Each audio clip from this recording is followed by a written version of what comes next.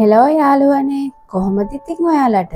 ඔන්න අද මම අරන් ආව රෙසිපි එක අපි හැමෝම කන්න කැමති ටිපි ටිප් තියෙන්නේ ඒ වගේ දෙයක්. හැබැයි මේක ඊටත් වඩා රසට හදාගන්න පුළුවන්. මේ ඇවිල්ලා පොටැටෝ පෆ්. එහෙනම් බලමුකෝ මේක හදාගන්නේ කොහොමද කියලා.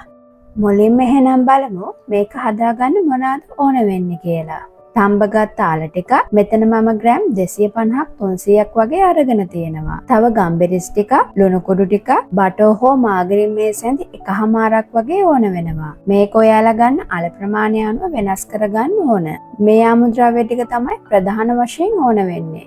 ඔයාලට මේ ටික පාවිච්චි කරලා මේක හදාගන්න පුළුවන්. හැබැයි මේකේ රස වැඩි කරගන්න මම අරගෙන තියෙනවා පාස්ලි, චීස් සහ ඔරිගානෝ ටිකක් අරගෙන තියෙනවා. මේක ඔයාලගේ කැමැත්ත අනුව වෙනස් කරගන්න පුළුවන්. මේ අල මිශ්‍රණය හදාගත්තට පස්සේ ඒක පයිප් කරගන්න ඔයාලට කැමති විදියකට නොසල් ටිප් එකක් සහ පයිපින් බෑග් එකක් ඕන වෙනවා. මේක හැබැයි අත්‍යවශ්‍යම නැහැ. මම ඔයාලට මේක නැති වුණත් හදාගන්නේ කොහොමද කියලා දෙන්නම්. එහෙනම් දැන් මුලින්ම මේ තම්බගත්ත අලවලට චීස් සහ මාගරින් ටික එකතු කරගන්න. දැන් මේකට ඔයාලගේ රස අනුව ලුණු කුඩු සහ ගම්බිරිස් එකතු කරගන්න ඕන. හැබැයි ඔයාලා මේ අල තම්බන වෙලාවේදී ලුණු කුඩු එකතු කරගත්ත නම් මේ වෙලේදී ලුණු කුඩු එකතු කරගන්න එපා. ඔයාලා මේ මිශ්‍රණය හොඳට පොඩි කරලා මිශ්‍ර කරගත්තට පස්සේ ලුණු රස මදි නම් විතරක් නැවත ලුණු කුඩු ටිකක් එකතු කරලා හොඳට කවලම් කරගන්න. මේ වෙලේදී ලුණු කුඩු එකතු කරන්න එපා කියන්නේ අපි මේකට එකතු කරන චීස් සහ මාගරින් වලත් ලුණු තියෙන නිසා.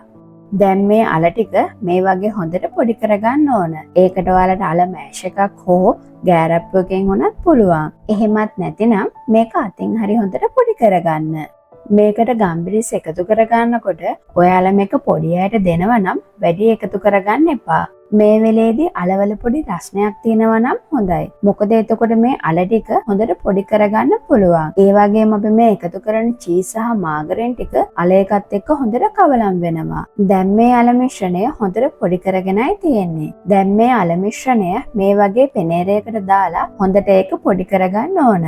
එතකොට මේ අලවල කැලි තියෙනවා නම් ඒ දේවල් හොඳට පොඩි කරගන්න පුළුවන්. එහෙම කරගත්තාම අපිට මේක පයිප් කරගන්න ලේසි වෙනවා. තව දෙයක් කියන්න අමතක වුණානේ. ඔයාලා මේ මිශ්‍රණය හදන්න කලින් ඔයාලගේ oven එක සෙල්සියස් අංශක 160ට විනාඩි 10ක් ප්‍රීහීට් වෙන්න තියාගන්න. ඔයාලගේ oven එක පොඩි එකක් නම් මේක සෙල්සියස් අංශක 160ට ප්‍රීහීට් වෙන්න තියන්න. හැබැයි ඔයාලා ළඟ තියෙන ලොකු oven එකක් නම් ඒකේ ටෙම්පරේචර් එක 170ට හෝ 180ට තියාගන්න. දැන් මේ අල මිශ්‍රණය ඔක්කොම මේ වගේ හොඳට පොඩි කරගන්න. දැන් මේ අල මිශ්‍රණය කැලි පොඩ්ඩක්වත් හිටින්නේ නැති වෙන්න හොඳට පොඩි කරගෙනයි තියෙන්නේ. ඔයාලට මේ පේනවා වගේ මේක හොඳ ස්මූත් එකට තියෙනවා. එහෙනම් දැන් මේ අල මිශ්‍රණයට ඔයාලගේ රස අනුව ඔරිගානෝ සහ පාස්ලි ටිකක් එකතු කරගන්න. මේ දේවල් අත්‍යවශ්‍යම නැහැ. ඔයාලට කැමති නම් විතරක් එකතු කරගන්න. දැන් මේ දේවල් ටික එකතු කරගත්තට පස්සේ මේක හොඳට කවලම් කරගන්න. ඒ වගේම තමයි මේකේ ලුණු රස මදි නම් ඔයාලගේ රස අනුව තව ලුණු කුඩු ටිකක් එකතු කරගන්න.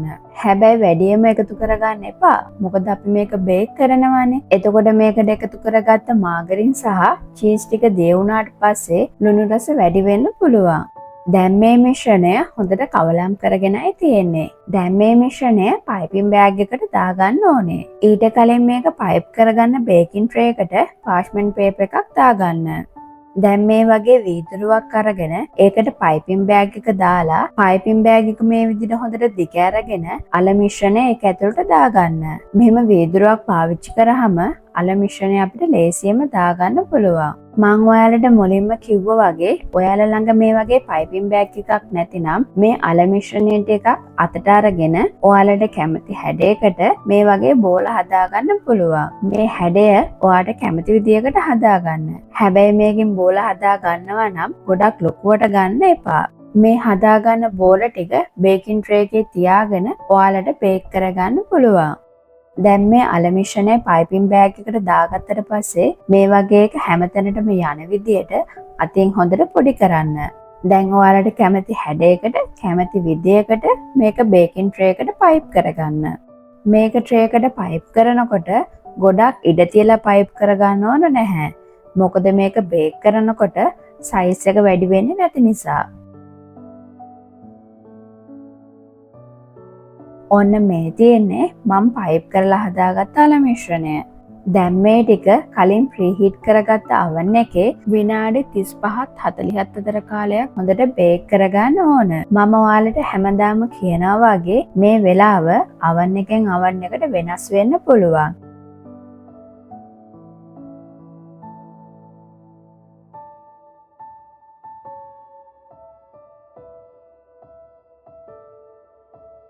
ඔන්න මේ තියෙන්නේ මම බේක් කරලා හදාගත්ත අල පෆ් ටික. මට මේ ටික බේක් කරගන්න විනාඩි 30ක් වගේ ගියා. හැබැයි මේ වෙලාව ඔයාලට වෙනස් වෙන්න පුළුවන්. මේ වගේ ලස්සන පාටක් ඇවිල්ලා වටේ හොඳට ක්‍රිස්පි වෙනකම් මේක හොඳට බේක් කරගන්න. මේ පොටැටෝ පෆ් එක එළිය හොඳට ක්‍රිස්පියට වගේම ඇතුළ සොෆ්ට් එකට තමයි තියෙන්නේ. ඇහුණ නේද ඔයාලට ඒ සද්දේ? මේක හොඳට බේක් වෙලයි තියෙන්නේ. කොහොමද මේක රස පාටයි නේද? රස පාටයි වගේම තමයි මේක ගොඩක් රසයි. මම කියන්නේ බොරු කියලා හිතනවා නම් ඔයාලට මේක හදලා බලන්නම වෙනවා. එහෙනම් මේක කාලා බලමුකෝ රස කොහොමද කියලා. ඇහුණ නේද ඒ සද්දේ? ඒක හොඳට ක්‍රිස්පි එකට තියෙනවා. ඒ වගේම තමයි ඇතුළ හොඳට සොෆ්ට් එකටත් තියෙනවා. ඒ වගේම තමයි මේකට චීස් එකතු කරගත්ත නිසා හොඳ චීසි ගතියකුත් තියෙනවා. එහෙනම් ඔයාලන් මම මේ කියපු විදිහටම මේක හදලා බලලා මට රස කියන්නකෝ. ඔයාලට මොනවාම හරි දැනගන්න ඕන නම් මට කමෙන්ට් එකක් දාන්න. මම ඒවට උත්තර දෙන්නම්. එහෙනම් මේ වීඩියෝ එක බලපු ඔයාලා හැමෝටම ගොඩක් ස්තුතියි. අපි තවත් රසවත් වීඩියෝ එකකින් ලබන සතියේ මුණ ගැහෙමු. එතකන් ඔයාලා හැමෝටම බයි.